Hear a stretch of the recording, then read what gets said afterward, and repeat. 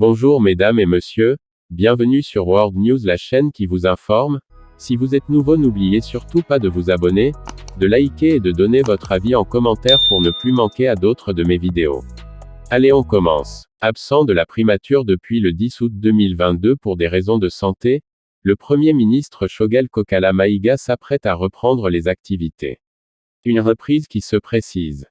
Selon certaines indiscrétions entamant de l'entourage de son entourage, le PM est au terme de sa convalescence et son état de santé ne suscite plus aucune inquiétude.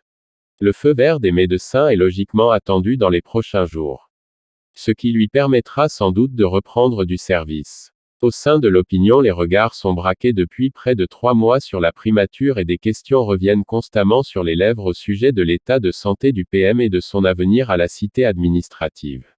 Choguel va-t-il revenir? Sera-t-il en mesure de réoccuper son fauteuil? Est-il physiquement apte à continuer d'exercer sa fonction? Et au finish, cette question majeure.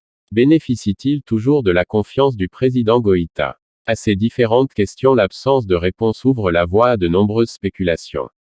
Des spéculations qui n'ont d'ailleurs jamais cessé depuis le début de l'absence du PM. Folles rumeurs et intoxications ont en effet été savamment entretenues par certains milieux hostiles au chef du gouvernement à l'intérieur et à l'extérieur du pays.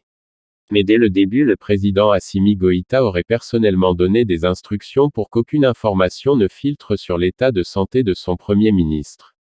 Car les rumeurs véhiculées ça et là n'étaient pas sans conséquence sur l'activité gouvernementale. Aussi, la cellule de communication de la primature avait tenté de rassurer l'opinion en publiant un communiqué. L'absence prolongée Choguel avait amené le président Assimi à nommer le colonel Abdoulaye Maïga au poste de PM par intérim. Il cumule avec son poste de ministre de l'administration territoriale et de la décentralisation, porte-parole du gouvernement.